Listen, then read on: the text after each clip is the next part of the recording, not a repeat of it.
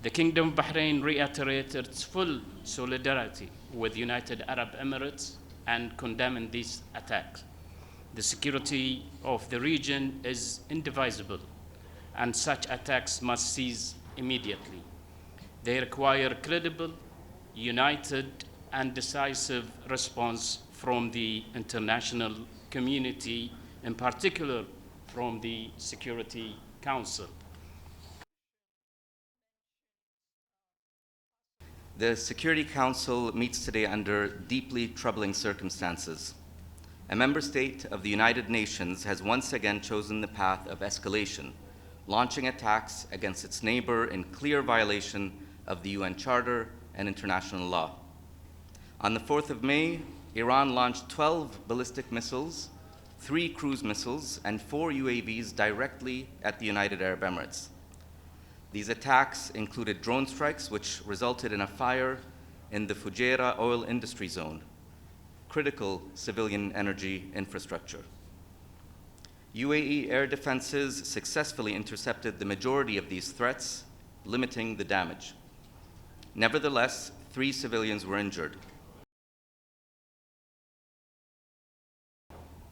Commercial vessels in the Strait of Hormuz continue to be struck. Deliberate attacks on international shipping in one of the world's most vital waterways. And what happens in the Strait of Hormuz does not stay in the Strait of Hormuz. It affects energy markets, supply chains, food prices, and economic stability across the globe. Every country represented at the United Nations has a stake in protecting freedom of navigation and the security of critical energy infrastructure. This is not only a regional issue. It is a test of whether the international system can protect the basic conditions on which the global economy depends.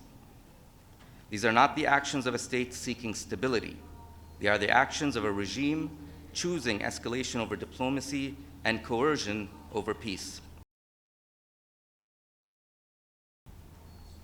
The UAE condemns these attacks in the strongest possible terms. They violate Security Council Resolution 2817, a resolution co-sponsored by 136 member states, the highest in the history of the Council. The will of the international community could not be clearer. Iran's non-compliance could not be more brazen. Let me also be clear, the UAE will continue to exercise its inherent right of self-defense under international law as recognized in Article 51 of the UN Charter. We call on the Security Council to act decisively in response to Iran's violations and the clear threat they pose to international peace and security. This is why this moment matters. The Council should uphold its own decisions and compel Iran's compliance using all tools at its disposal. The Security Council cannot remain a forum for repeating platitudes while violations continue in plain sight.